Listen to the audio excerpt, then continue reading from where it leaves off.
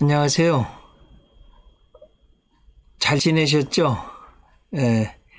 자, 목회와 신방 6강, 목회와 전도, 또 목회와 선교 강의하도록 하겠습니다. 첫째, 전도의 중요성. 성경에서 수도 없이 많이 들으셨죠? 디모데전서 2장 4절. 하나님은 모든 사람이 구원을 받으며 진리를 아는 데 이르기를 원하시느니라. 이게 하나님의 뜻입니다. 요한복음 6장 39절. 나를 보내신 이의 뜻은 내게 주신 자 중에 내가 하나도 잃어버리지 아니하고 마지막 날에 다시 살리는 이것이니라. 이 두 성경 말씀 속에서 하나님이 얼마나 사람들이 구원받기를 원하시는지를 잘 알 수 있습니다. 예수님이 이 세상에 오신 것도 이 죽어가는 잃어버린 영혼들을 살리기 위해서 대속물로 오신 것입니다. 마가복음 10장 45절. 저는 개인적으로 제 인생의 목회의 삶의 철학을 이 말씀 위에 두고 있습니다. 인자가 온 것은 섬김을 받으려 함이 아니라 도리어 섬기려 하고 자기 목숨을 많은 사람의 대속물로 주려 함이니라. 성경적인 전도의 중요성을 말씀드렸습니다. 이게 하나님 뜻이에요. 하나님 가장 원하시는 거, 하나님의 형상을 닮은 지옥 갈 영혼들 구원받는 거, 하나님께로 오는 거, 이게 하나님 가장 원하시는 겁니다. 우리 너무나 다 잘 아는 겁니다. 이렇게 구원받은 사람들은요, 하나님 사랑하지 말래도 하나님 사랑하고 하나님께 예배드리고 거룩하게 살고 성실하고 열심히 삽니다. 완전히 변화된 삶을 사는 거죠. 그래서 어떨 때는 살인한 사람도 변화돼서 새로운 사람으로 사는 겁니다. 자, 목회를 하는 이유도, 자, 신방 전도사님이 되려는 근본적인 이유가 여기 있습니다. 예수님 복음 전해서 영혼 구원시키고 하나님의 자녀로 예수님의 제자로 복되게 살게 하는데 전도의 목적이 있다. 이건 진짜 가장 중요한 거잖아요. 근데 이제 가장 중요한 원론을 이야기했고, 좀 더 구체적으로 생각해 보면 내가 구원받았잖아요. 너무 감사합니다. 한번 지옥을 생각해 보세요. 내가 만약 죽어서 영원토록 지옥에 가서 살아야 한다면 정말 끔찍한 일입니다.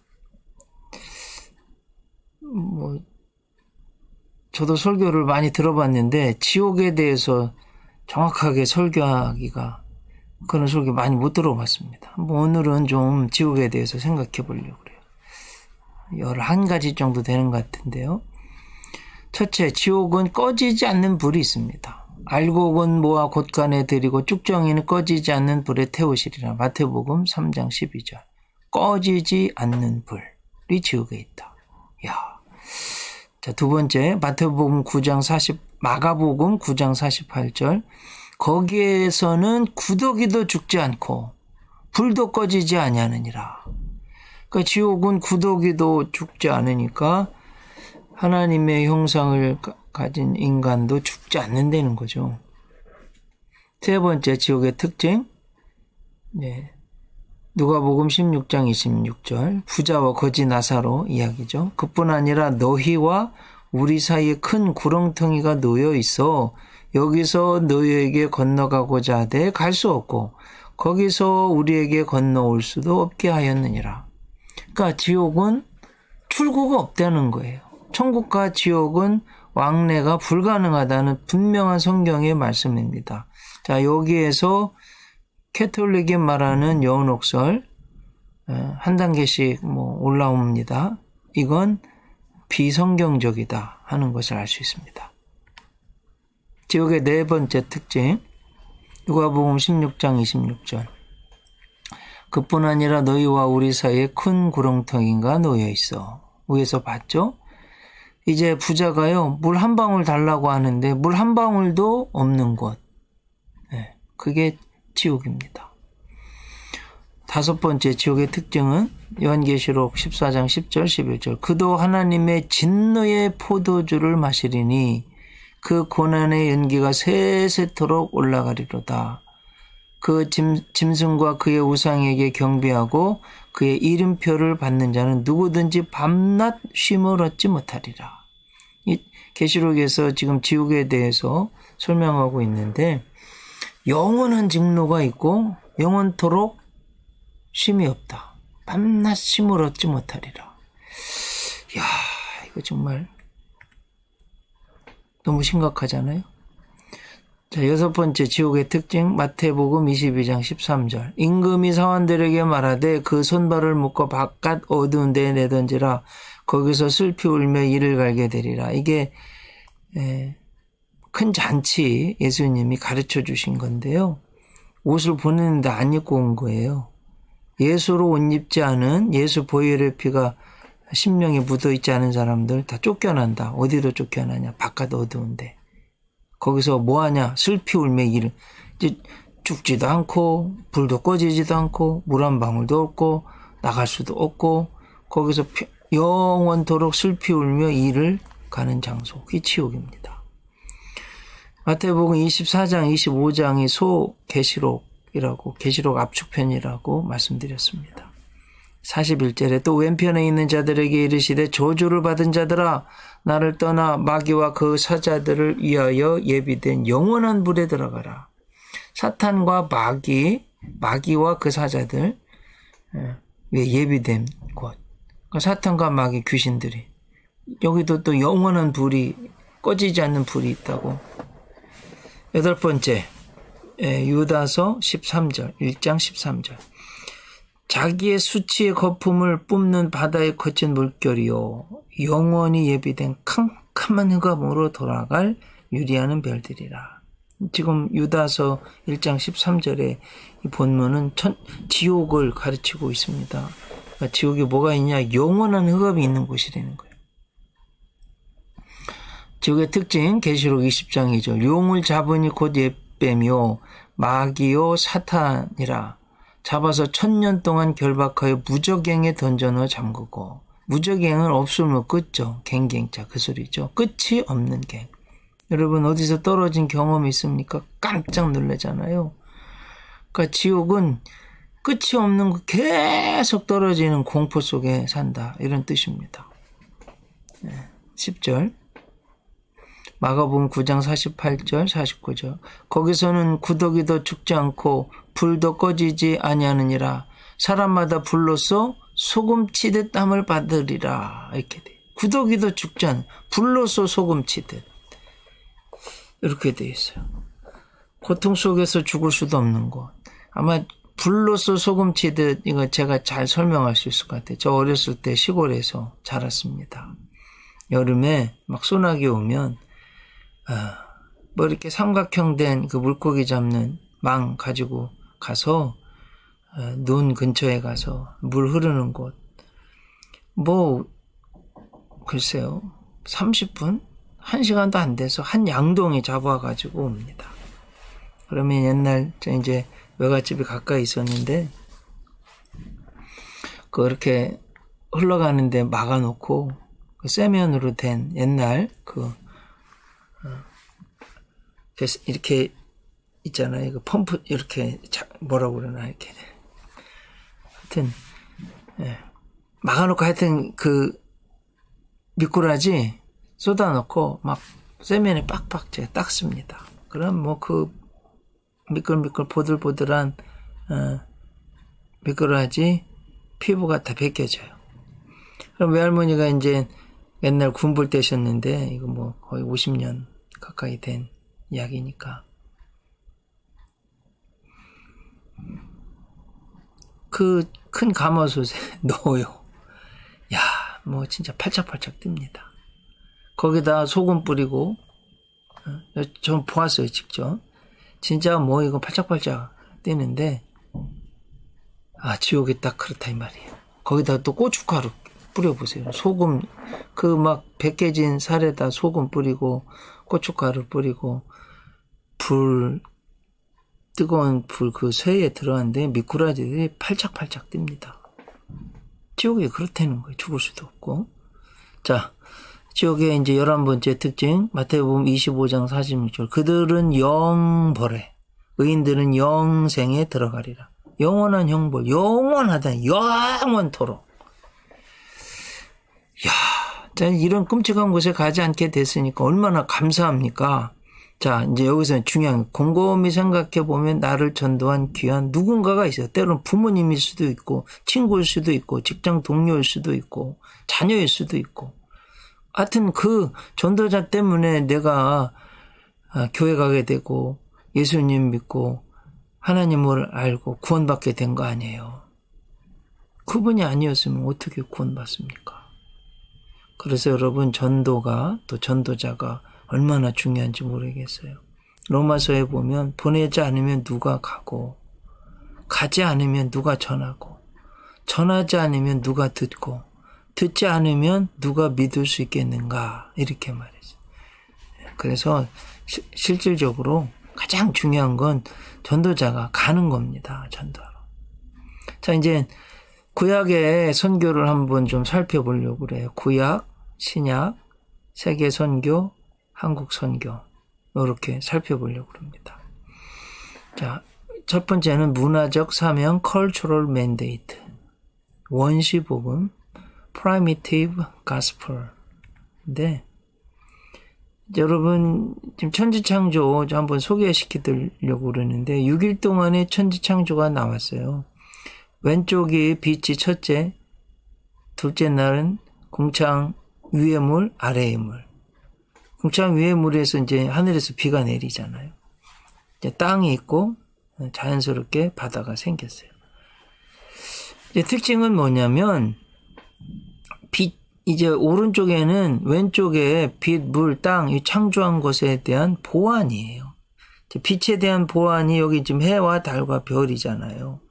하나님이 궁창 위의 물, 궁창 아래의 물, 궁창 위의 물, 하늘에는 새, 궁창 아래의 물에는 물고기를 만드셨어요.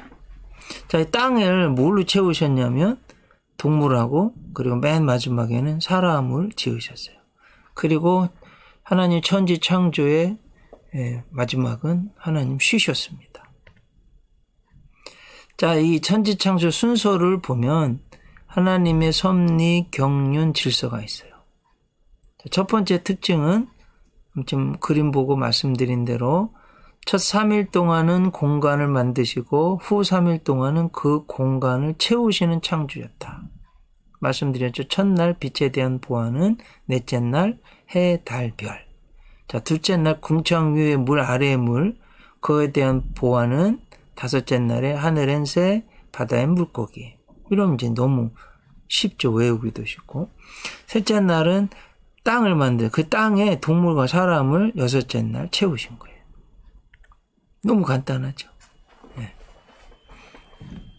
참 깊은 하나님의 경륜이 있어요. 두 번째 특징은 이게 지금 창세기 1장인데요. 땅이 혼돈하다, 혼돈, 공허하며 흑암이 개의 품위에 있고, 제가 New International Version을 봤는데 Now the earth was formless.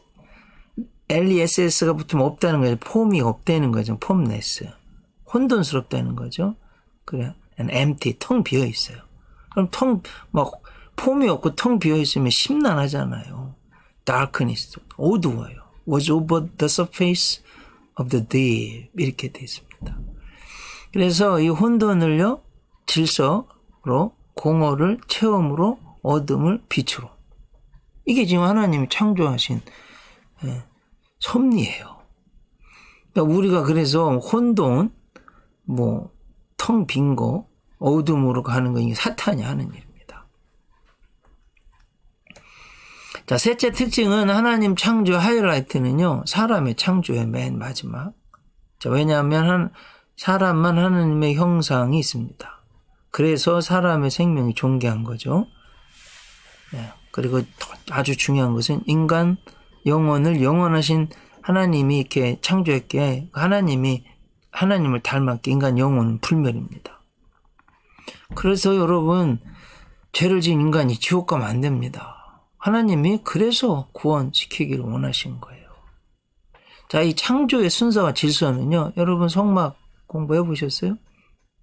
거기 정금등대에도 잘 나타납니다. 이 정금등대 보면 7 촛대가 있잖아요. 가운데가 중심이에요. 제일 중심은 안식하는 하나님이 제일 중요한 거죠. 그래서 첫째 날 빛에 대한 이 보안으로는 넷째 날 해달별이고요. 둘째 날 궁창 물이죠. 위에 물, 아래 물. 그래, 새 물고기. 자, 그리고 셋째 날에는 그 땅에 또 땅하고 식물을 창조하신 이걸 보안으로 동물하고 인간 만드셨다. 네. 그 중심에 안식 하나님에게. 그래서 가장 중요한 건 하나님입니다. 즉, 그 하나님이 이렇게 창조하시고요. 하나님이 맨 처음에 인간에게 말씀하신 게 이게 바로 문화적 사명. 하나님의 문화적 사명, cultural mandate라고 신학적으로 굉장히 중요한 겁니다. 꼭 아셔야 돼요. 창세기 1장 27절 28절. 하나님이 자기 형상 곧 하나님의 형상대로 사람을 창조하시되 남자와 여자를 창조하시고 하나님이 그들에게 복을 주시며 하나님이 인간에게 맨 처음 해주신 것이 뭐냐? 복을 주시며 하나님이 그들에게 이르시되 생육하고 번성하여 땅에 충만하라 땅을 정복하라 바다의 물고기와 하늘의 새와 땅에 움직이는 모든 생물을 다스리라 하시니라. 이제 여기에서 이제 이콜로지 생태학도 나오는데요. 땅을 정복하라를 잘못 해석해가지고 또 다스리라를 잘못 해석해서 파괴시키기만 했습니다. 민간이 뭘 만들면 나무를, 숲을, 짐승을 파괴시켜요. 여러분, 이 코로나도요, 짐승이 살 것을 파괴시키고 평안히 사는 짐승들 잡아먹다가 박쥐에서 천수갑으로 그리고 인간에게 이게 바이러스가 살 곳이 없어가지고 달라붙은 거 아니겠어요? 또 이제 정복하라는 건 정복도 해야 됩니다. 여러분, 어둠은 예를 들어서 조폭, 갱 멤버들 이거 갱을 번식시켜야 되나요? 그건 아니잖아요. 악은 정복해야 된다 하는 소리입니다. 지금 말씀드렸고요. 이런 의미, 하나님은 맨 처음에 복 주신 거예요. 피조물은 하나님의 복 없이 살 수 없습니다. 그리고 이제 명령하셨는데 사실은 이 복에 대한 구체적 적용이에요. 문화적 사명 5가지 명령인데 아셨습니다. 생육하라, 번성하라, 땅에 충만하라, 땅을 정복하라, 잘 다스리라. 타락한 인간이 잘못 다스려서 지구 온난화가 온 거고요. 그래서 로마서 8장에 피조물이 고대하는 바는 하나님의 아들들이 나타나는 것. 구원받은 제대로 하나님과의 관계가 정립된, 그래서 아담 하와 타락 이후로 파괴된 가시와 엉겅퀴를 내는 그 자연을 회복할 수 있는 사람들을 기다리고 있다 이 소리입니다. 그래서 이콜로지는 생태학은 성경에서 나오는 거예요. 자, 하나님 창조의 하이라이트는 인간의 창조입니다. 하나님은 이렇게 사람은 존귀하게 창조하셨어요. 자, 여기서 이제 왜 이렇게 사람의 생명이 중요하냐? 인간만 하나님의 형상으로 창조되었기 때문입니다. 자, 이 속에서 여러 가지 사명을 있는 걸 알 수 있어요. 잘 관리하고 다스릴 책임이 인간에게 있습니다. 그 중에서요, 사탄의 전략, 도둑질하고 죽이고 멸망시키려는 것. 그리고 요한복음 10장 10절 다 암송하셨죠. 막아야 되는 게 우리의 사명이에요. 자, 그러기 위해서 어떻게 하냐? 생육하고 번성하고 충만해야 됩니다. 그러면 어떻게 해야 돼요? 반드시 복음을 전해야 됩니다. 자, 여기 보면 사탄은요, 태초에 보면 처음부터 거짓말하고 살인한 악의 근원, 사탄이에요. 아담과 하와에게 계속 거짓말했잖아요. 그래서 하나님, 또 하나님의 약속의 말씀을 믿지 못하게 했어요. 죄 짓게 하고 결국 사망 인력이 온 거예요. 저는 지금 우리 대한민국도 아직도 이 싸움을 하고 있는 것 같아요. 이런 의미에서 동족을 죽이고 본인들이 타락하고 기독교를 가장 핍박하는 공산주의는 가장 사탄과 닮았습니다. 대한민국은 아직도 공산주의와 자유민주주의, 공산주의 싸움이 있는 것 같아요. 우리 기독교인들 정신 바짝 차리고 이걸 구분해낼 줄 알고 그리고 공산주의를 물리쳐야 됩니다. 자, 여기서 이제 좋으신 하나님은 태초부터 구원을 약속하셨어요. 이거 원시복음이죠. 프로토 이반젤리즘, 프라미티브 가스플 이렇게 말하는데, 내가 하나님이여 너로 사탄한테 여자와 원수가 되게 하고, 그 여성들이 막 뱀을, 저도 이 세상에서 제일 징그러운 게 뱀입니다. 보기도 싫어요. 내 후손도 여자의 후손 예수님과 원수가 되게 하는 여자의 후손 예수님이 내 머리, 사탄의 머리가 뭐예요, 여러분? 사망을 상하게 할 것이. 그래서 예수님 부활하셔서 사탄의 머리인 죽음을 깨 부수셨잖아요. 너는 그의 발꿈치를 상하게 할 것이니라. 예수님의 십자가 죽음을 태초부터 지금 하나님이 계시하고 있다 하는 걸 알 수 있습니다. 자, 이제 생육하고 번성하고 충만하고 정복하고 다스리라.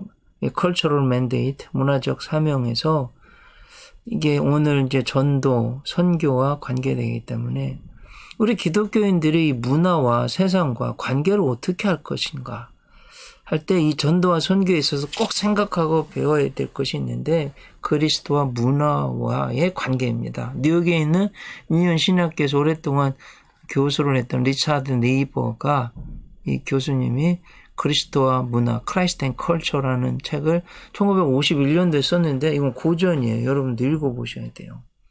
이 안에 기독교 문화의 관계를 5가지 유형으로 말했는데 시사하는 바가 교훈하는 바가 굉장히 큽니다. 첫째는 문화와 대립하는 그리스도, Christ against culture. 자, 문화에 대해서 기독교인들이 배타한다는. 어떤 때는 세상 건 뭐 배타해야죠. 예를 들면 마약이라든지 뭐 이런 건 적여야 되는데 이런 태도를 가진 사람들은 자기가 살고 있는 사회 간섭이 그리스도와 적대적 관계가 있다고 보는 거예요. 교부 터툴리안이 그렇고 톨스토이가 그랬습니다. 이제 톨스토이가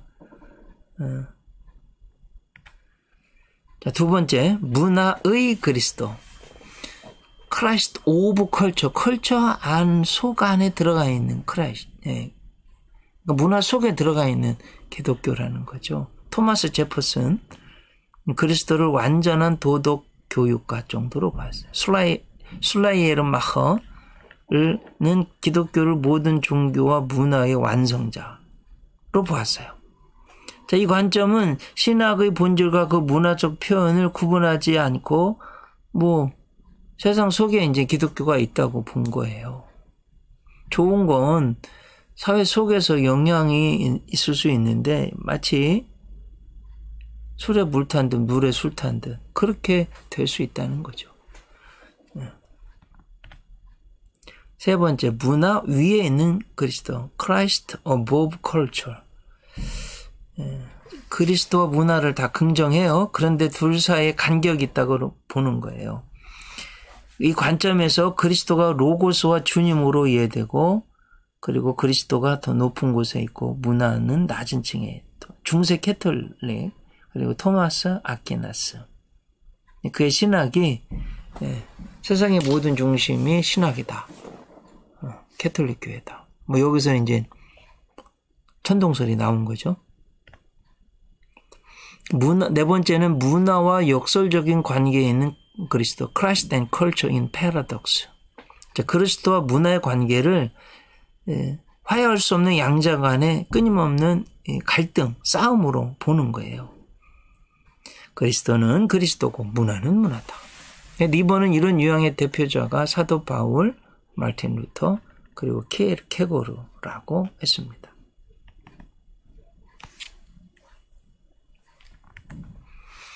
자, 문화를 변혁하는 그리스도.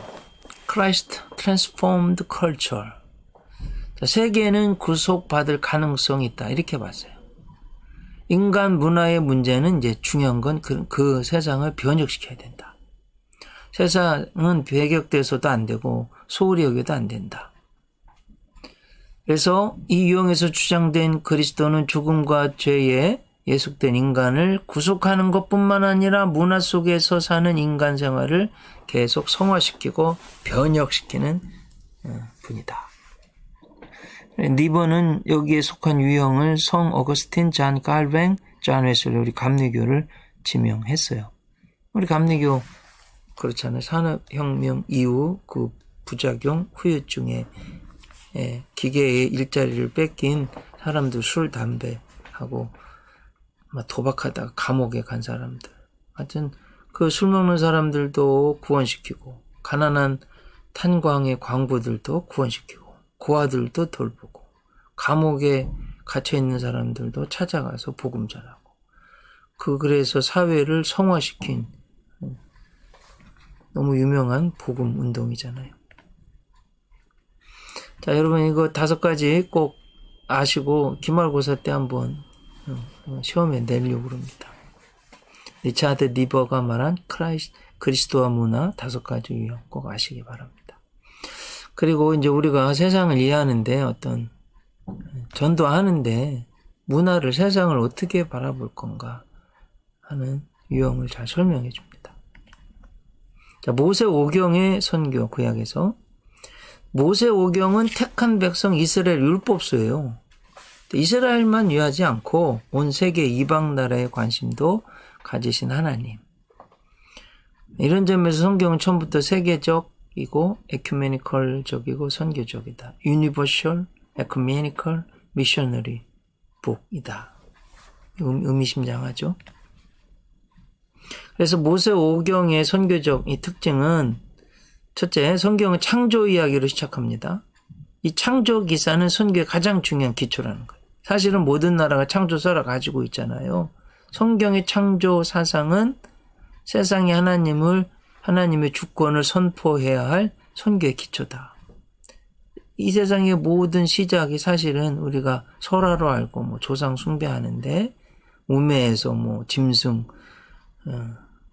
토테미즘, 샤머니즘 이런 거 다 우매한 것이다. 정말 우리의 창조, 우리의 시작은 하나님이다. 이게 선교의 가장 중요한 거잖아요. 두 번째, 타락의 사건은 선교의 원인이 된다. 타락으로 인간에게 필요한 것은 교육이 아니라 구원이다. 굉장히 중요한 말이죠. 또 개인적인 구원뿐만 아니라 사회적 구원, 구조적 구원도 필요하다 하는 겁니다. 창세기 11장까지 하나님은 특정 민족이나 국가만의 하나님이 아니라 열국의 하나님 강조하죠. 창세기 12장에 이제 아브라함이 나오는데 아브라함의 소명은 구약에 나타난 첫 선교의 명령이라는 거예요. 창세기 11장까지는 전 세계의 하나님을 기록하였지만 창세기 12장부터는 아브라함을 통한 이스라엘을 선택하시는 하나님. 자, 세계주의에서 유니버셜리즘에서 특수주의, 파티큘라리즘으로 전환되는 걸 볼 수 있습니다. 출애굽을 통해서 이스라엘을 하나님의 백성, 제사장 나라로 세우신 것은 구약 성경 선교의 절정이에요. 하나님이 하나님을 만방에 만국에 소개하려고 할 때 누구를 통해서? 이스라엘을. 왜 이스라엘을 택했냐? 신명기 7장 7절. 안 잊어버리시겠죠? 신명기 7장 7절. 내가 너희를 택한 것은 가장 적은 영혼이라 그랬습니다.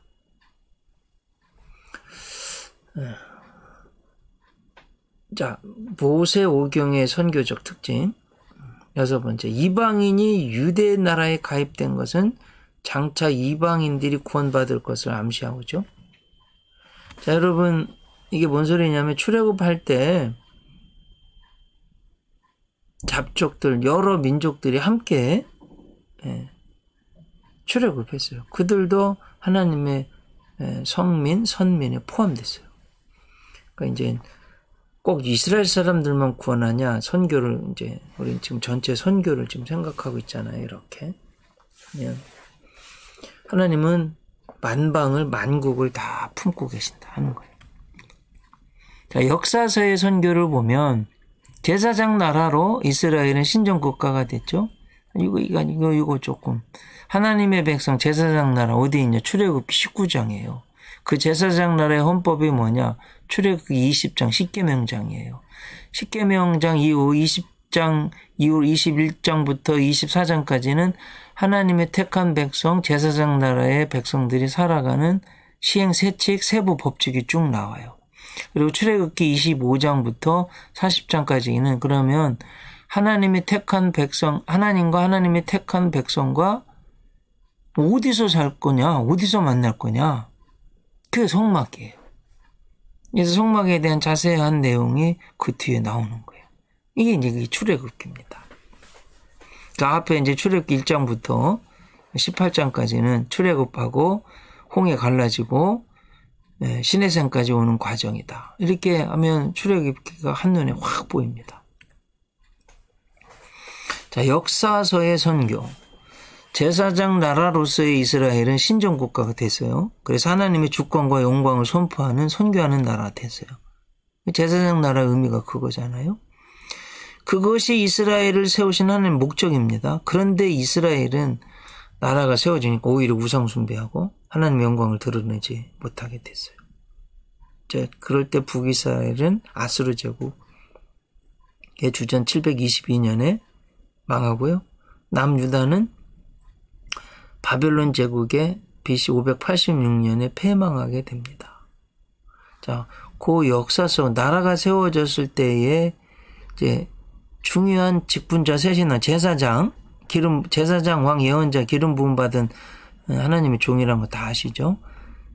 주 기능이 뭐냐? 죄 용서 복을 주는 것. 자, 인간에서 하나님으로 향하여는 죄 용서하는 중간자 역할. 그리고 하나님으로부터 인간으로는 하나님의 복을 전달하는 역할. 이게 제사장의 기능이에요. 자, 왕은 하나님의 기름 부어서 뭐 하게 했냐? 이스라엘 백성들을 잘 다스리고 관리하는 것. 평화를 유지하고 잘 살게 하는 거예요. 자, 예언자는 하나님의 말씀을 선포하는 기능이다. 이건 반드시 아셔야 됩니다. 이것도 기말고사 때 한번 생각해 봐요.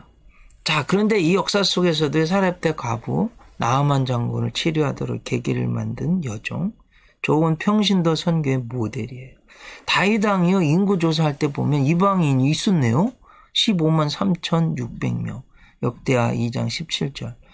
전에 솔로몬의 아버지 다윗이 이스라엘 땅에 사는 이방 사람들을 조사했더니 이제 솔로몬이 다시 조사함에 모두 15만 3,600명이라. 이해되셨죠?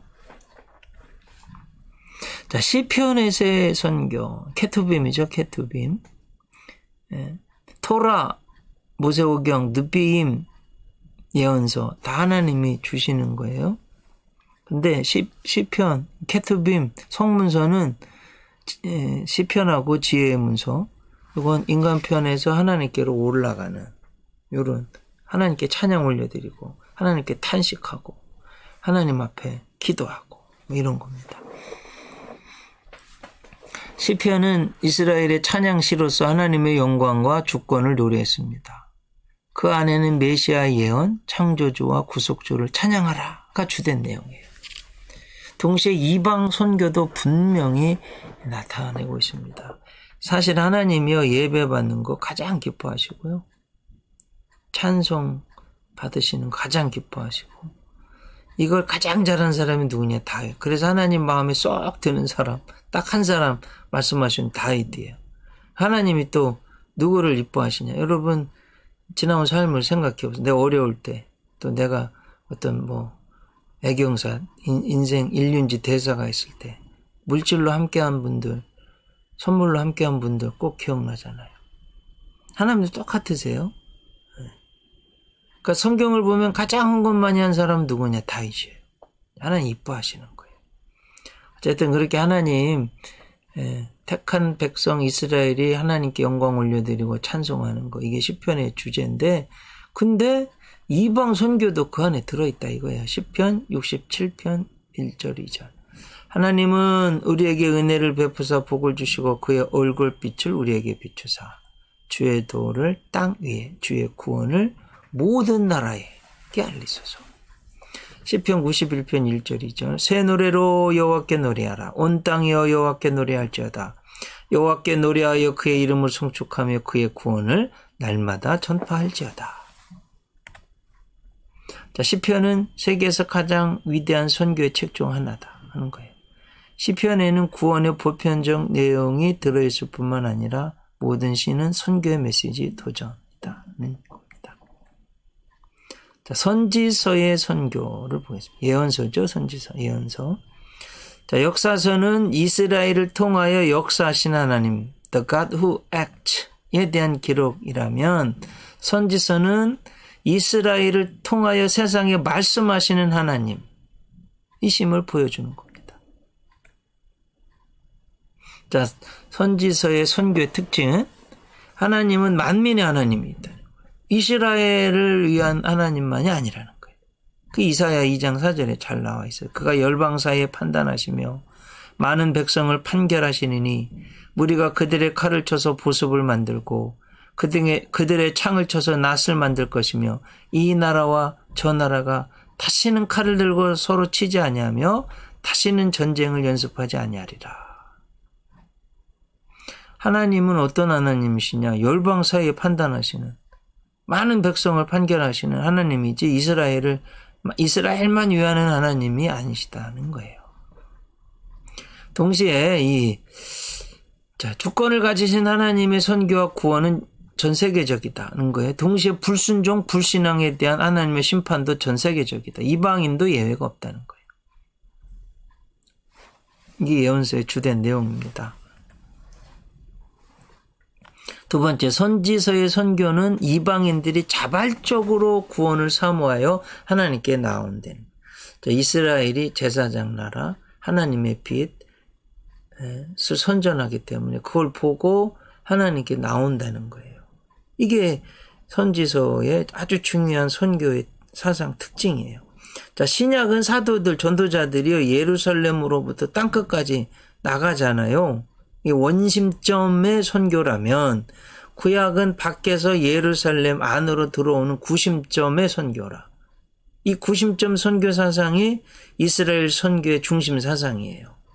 만국이 제사장 나라 이스라엘의 빛과 영광을 보고 하나님께로, 즉 예루살렘으로 돌아온다는 겁니다. 포로가 되었어도 돌아오게 하시는데 이스라엘만 온 게 아니라 열국이 만방이 다시 돌아온다는 거예요. 이게 아주 중요한 선지서의, 예언서의 선교 사상이에요. 자, 선지서의 선교는 종말적 사건이에요. 이방인이 자발적으로 하나님께 나오는 것은 종말적 사건으로 선포되었어요. 바로 그때가 마지막 날이라고 이사야 선지자가 예언하고 있습니다. 신약에도 보면 하나님의 택한 백성 이스라엘이 회개할 때가, 다 믿게 될 때가 끝이라고 그러잖아요. 자, 예언서의 선교는 어떻게 보았냐? 메시아의 고난을 통해서 성취될 사건으로 보았어요. 우리 잘 아는 이사야 선지자의 고난받는 종에 대한 예언, 정확히 예수님. 그 예수님을 통해서 이방의 인류의 구원이 완성될 거다. 이미 예언됐잖아요. 벌써 700년 전에. 구약 신학자 영이 메시아의 예언, 예수 그리스도는 동일하다고 주장하는 거예요. 자, 메시아는 왕적 권위를 가졌고 종말적, 초자연적, 구원론적이고 메시아는 인간이면서 신이다. 너무 중요한 겁니다. 자, 요나서, 선지서는 요나서, 여러분 잘 아시죠? 북이스라엘의 원수 아수르 제국의 수도가 어디예요? 빨리 생각해 보세요. 니느웨에 가서 복음 전해래요. 하나님 말씀 전해래요. 안 갔어요. 다시스로 도망치려고 그랬어요. 다시스는 스페인을 말하는 거예요. 욥바 항구에서 배 타고 도망쳤잖아요. 어쨌든 하나님이 물고기 뱃속에 3일 있게 하고 토해내서 그 원치 않는 아수르의 수도 니느웨에 가서 복음을 전했어요. 그게 뭐냐? 요나서는 국수주의를 넘어서는 이방 민족도 구원하시고자 하시는 하나님의 선교를 가장 잘 나타내는 선교의 책이다 이 말씀이에요. 자, 요나서 4장 9절로 11절 한번 보겠습니다. 하나님이 요나에게 이르시되 네가 이 박 넝쿨로 말미암아 성내는 것이 어찌 옳으냐 하시니 그가 대답하되 내가 성내어 죽기까지 할지라도 옳으니이다. 대부분 요나 선지자가요 대머리라고 생각합니다. 햇빛이 너무 뜨거워서 막 머리 막 썩내서 죽을 정도로 힘들다고 지금 말하는 걸 봤을 때 대머리로들 생각을 하는 거예요. 여호와께서 이르시되 네가 수고도 아니하였고 재배도 아니하였고 하룻밤에 났다가 하룻밤에 말라버린 이 박넝쿨을 아꼈거든. 하물며 이 큰 성읍 니느웨에는 좌우를 분별하지 못하는 자가 12만여 명이요 가축도 많이 있나니 내가 어찌 아끼지 아니하겠느냐 하시니라. 여기 굉장히 중요해요. 여러분 보통 12만 명만 우리 생각하니 가축도 생각을 하나님이 생태학의 아주 중요한 부문 중에 하나입니다. 자, 신약의 선교로 넘어왔습니다. 복음서의 선교. 여러분 예수님이 오신 것은요. 잃어버린 자를 찾아 구원하러 오신 겁니다. 여기에서 가장 많은 오해를 받는 것이 예수님이 이스라엘 사람들만 위해서 오신 것인가 하는 거예요. 그렇지 않습니다. 예수님은 이스라엘과 모든 민족을 구원하기 위해 오셨어요. 자, 지상 최대의 사명을 보면 그러므로 너희는 가서 모든 족속으로 모든 민족으로 제자를 삼아 아버지와 아들과 성령의 이름으로 세례를 주고 내가 너에게 분부한 모든 것을 가르쳐 지키게 하라. 볼지어다 내가 세상 끝날까지 너희와 항상 함께 있으리라 하시니라. 여러분 이제 선교 전도 생각하는데 우리 이제 신방 전도사님으로 부름받아서 전도사님도 앞으로 되실 거고 지금 하시는 분도 계시잖아요. 근데 하나님이 우리와 함께 하시면 어떤 게 문제가 있겠어요? 다 되는 거 아니에요. 하나님이 우리 함께 하는 방법이 뭐냐? 볼지어다 내가 세상 끝날까지 너희와 항상 함께 있으리라. 어떻게 할 때? 전도할 때요. 제자 삼으려고 할 때요. 예. 여기 이제 모든 민족이라고 했어요. 또 신약성경에 보면 동방박사들 경배가 있고요. 백부장 로마 그 이방 장교 하인을 구원해 주시고 수르보니게 이방 여인의 딸 개들에게 던지는 게 마땅치 않다 그럴 때 이 수르보니게 여인이 그랬잖아요. 주여 올소이다마는 개들도 주인의 상에서 떨어지는 부스러기를 먹습니다. 야, 그래가지고 그 딸이 구원받은 거 아니에요? 시간과 공간을 뛰어넘어서. 저는 예수님 선교, 전도의 가장 중요한 모델 요한복음 4장에 나온 수가성 우물가의 여인 구원한 겁니다. 한번 자세히 읽어보시고요. 제가 몇 가지로 요약해놨는데 우리가 꼭 본받아야 됩니다. 한번 보세요. 한 영혼 구원을 위해 피곤할 때까지 걸어가시고 6절에 피곤하시다 이랬어요.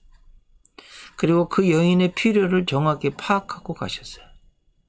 이 여인은 6번째 남자가 살고 있어서 너무 부끄러워 12시 떼약볕에 혼자 물 길러 왔는데 내가 주는 물은 영원히 목마르지 않는다고 딱 정확히 말씀하셨어요. 자, 유대인과 사마리아인은 이미 다 잘 알고 계시죠. 상종하지 않는 문화적 벽도 꽤 부수셨어요. 그럼 이런 것도 저 사람 나하고 클래스가 문화가 안 맞아.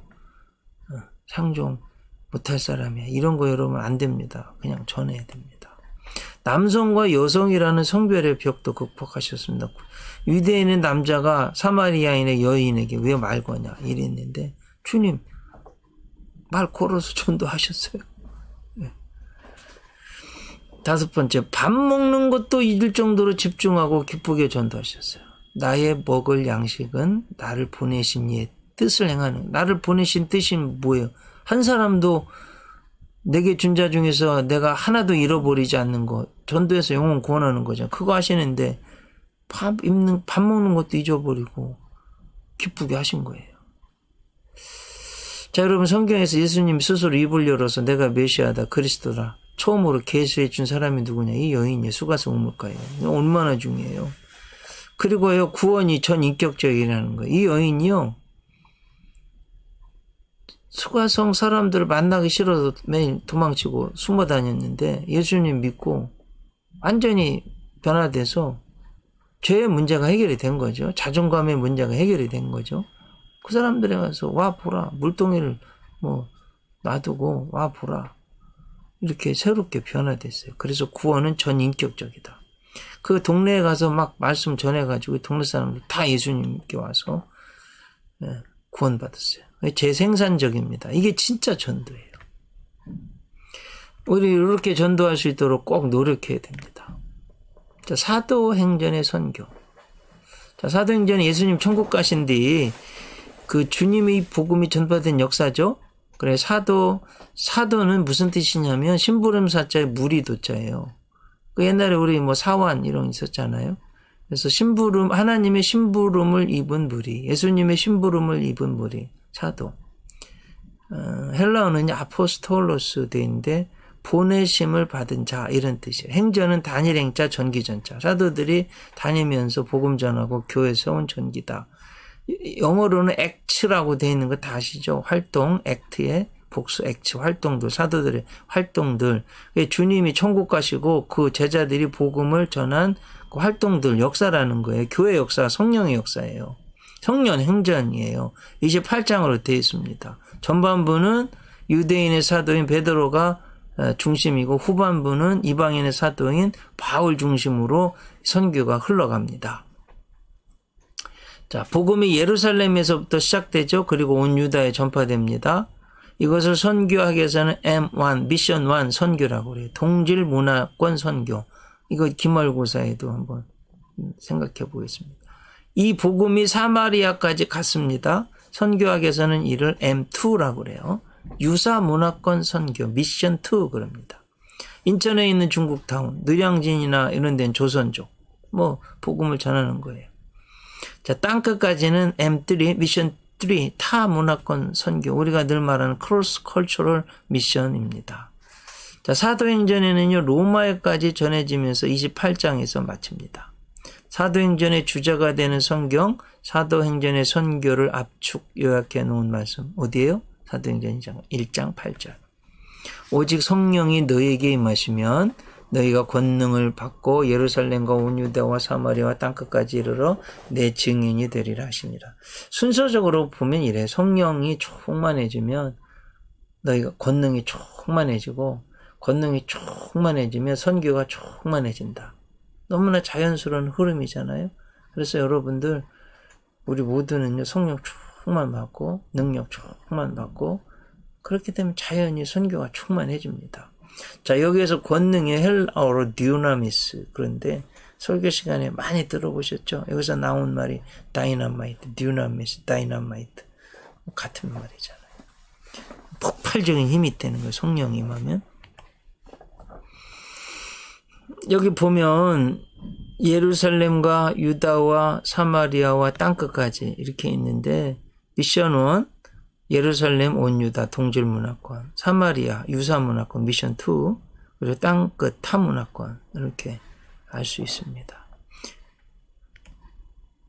사도행전의 선교 전략이 4가지가 이렇게 있는데 그룹 단위로 했어요. 구원은 개인 구원이지만 전도는 그룹으로 전도해요. 그래서 3,000명, 5,000명 구원받았잖아요. 자, 사도행전의 전도는 동역의 원리예요. 팀워크. 그 사도행전의 신학 중에 하나가 중요한, 여러분 읽으시면서 우리 영어로는 we section 그렇게 말하는데 그 우리 대부분 사도 베드로도 마가와 동역하고 바나바 또 사도 바울과 실라 누가가 항상 따라다녔잖아요. 그래서 혼자 하지 않고 팀워크했다 하는 겁니다. 사도행전 선교는 또 선교와 문화의 문제를 잘 해결했죠. 이방인들에게 할례는 너무 고통스럽고 이게 구원과 무슨 상관이 있나 큰 문제가 됐어요. 그래서 그거 안 해도 된다. 문화의 문제를 잘. 세계 최초의 세계 교회 회의가 사도행전 15장 이 문제를 해결한 겁니다. 잘 해결했어요. 거기에 주도적인 역할을 한 야고보 사도입니다. 예수님의 동생 야고보 사도. 네 번째, 대도시 등 전략적 가치가 있는 곳에서 시작했다 하는 겁니다. 자, 세계 선교, 한국 선교를 한번 생각해. 자, 1040 window라고 되어 있는데, 이게 북반구 위도 10도에서 40도, 여러분 이렇게 보세요. 이렇게 위도, 적도가 여기 있다면 10도에서 40도를 가지고 지구를 한 바퀴 뺑 이렇게 돌면 거기에 대다수의 사람들이 몰려 있고, 그리고 미국을 제외한 모든 대륙에서 미국, 유럽, 거기는 뭐로 보냐면요, 나미널 크리스천, 존 웨슬리가 말했죠. almost 크리스천, 거의 크리스천. 근데 크리스천이 아니고 구원을 못 받은 사람들이에요. 그 회개해야 되는 거예요. 그렇게 보고 그 나머지 지역, 중국, 인도, 이란, 이라크, 터키, 뭐 아프가니스탄, 뭐 이런 데는요, 너무나 많은 인구들이 살고 있고 다 불신자들이라는 거예요. 이 용어는 1990년 선교 전략가인 루이스 부시에 의해서 만들어졌는데, 선교학, 전도학에서 1040 윈도우는 모르면은 조금 무식하다 이런 소리 들을 수 있습니다. 여러분 아시기 바랍니다. 뭐 여기 지금 지도 하나 가지고 왔는데요. 차이나, 인도, 파키스탄, 아프가니스탄, 이란, 이라크, 이집트, 수단, 카이로, 리비아, 이렇게 보는 거예요. 네.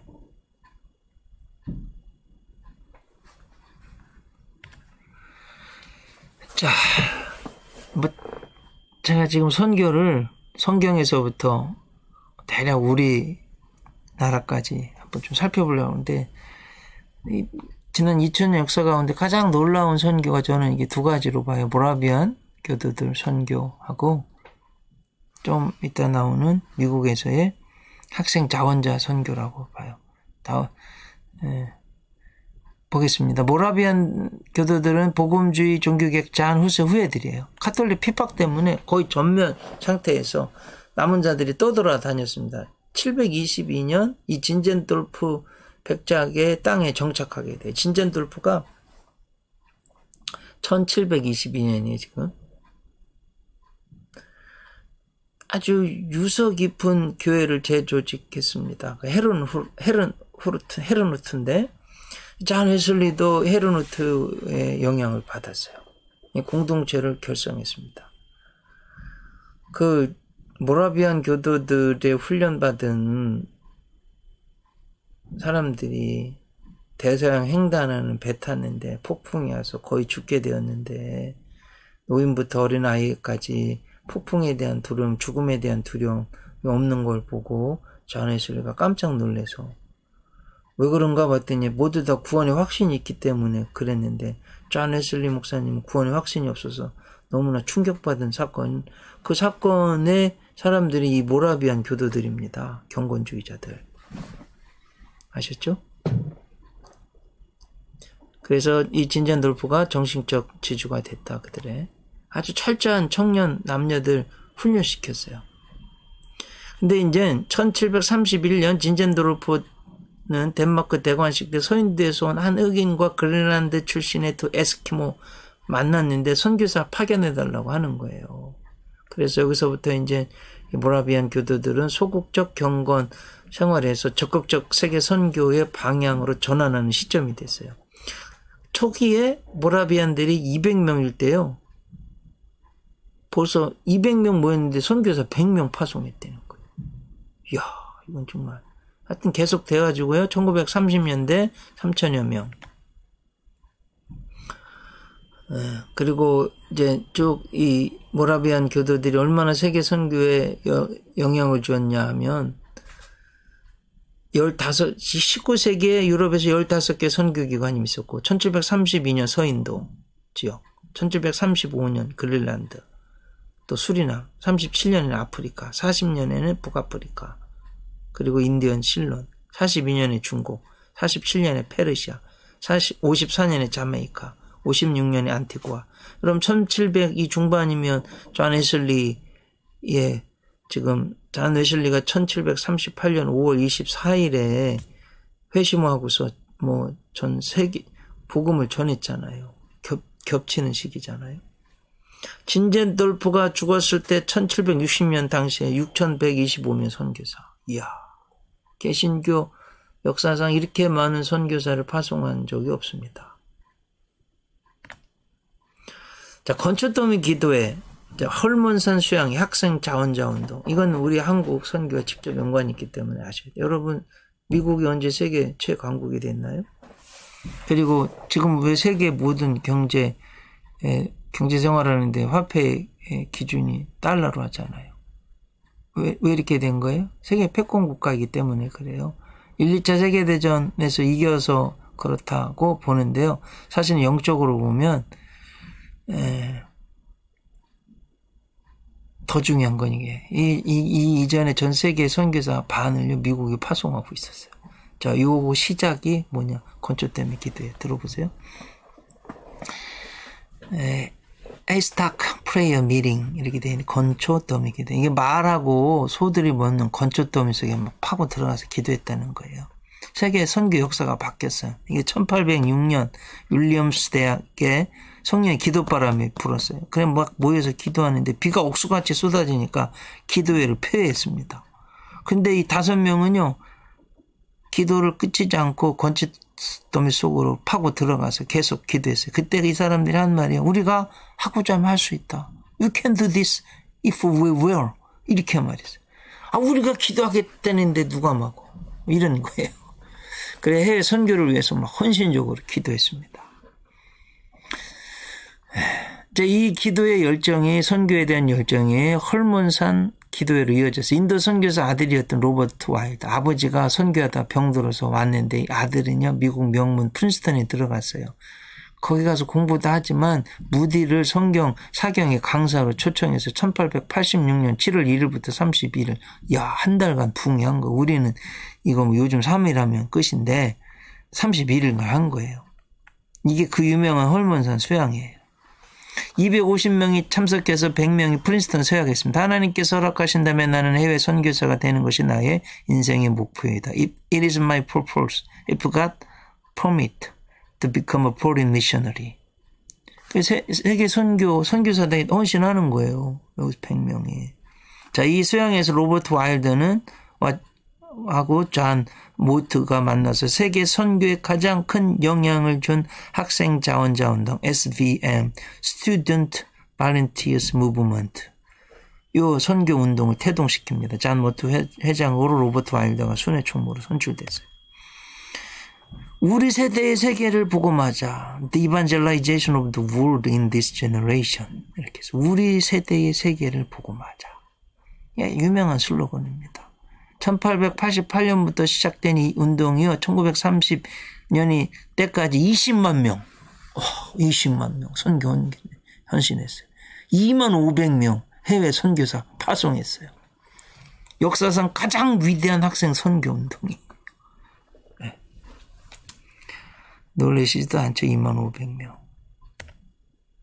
이 건초더미 기도를 통해서 헐몬산 성회로 청년 선교운동으로 이어졌어요. 그 결과 이 뉴 잉글랜드 부흥의 물결은 다시 땅끝이었다. 우리 한국과 직결되어 있는 거예요. 1885년 4월 5일 우리나라에 왔던 언더우드 아펜젤러 선교사.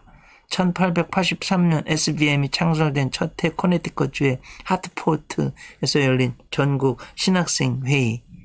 네? The American Inter-Seminary Alliance에 참석했습니다. 아펜젤러는 누르 신학교 대표로. 그래서 우리 한국 교수님들이 공부하러 가면 누르에 많이 뉴저지에 있는 누르에 가려고 하는 거잖아요. 언더우드는 뉴 브런스위크. 장로교 목사님들, 교수님들은 뉴 브런스윅에 많이 가려고 하는 겁니다. 신학교 대표로 한국의 첫 번째 온 선교사들이 공부한 학교니까요. 참석했어요. 대표로 참석했어요.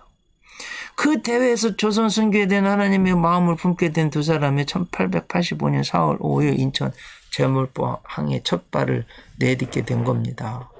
그 뒤를 이어서 수많은 청년 대학 선교사들이요 조선 땅을 위해 헌신하게 되었어요.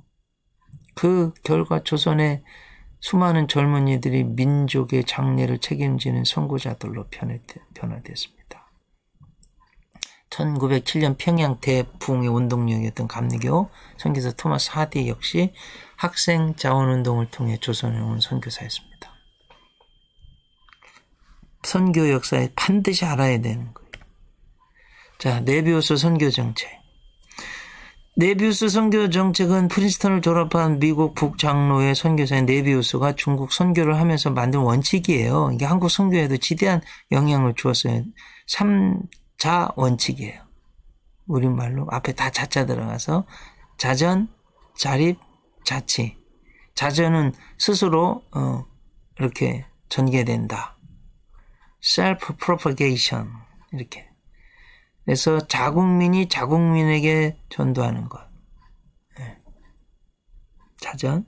자국교인이 자국교회 목회자비 생활비 교회 운영 책임지게 자립. self-supporting. 그리고 자국교회 문제를 자국교인이 처리하도록 자치. self-governing. 너무나 중요한 겁니다.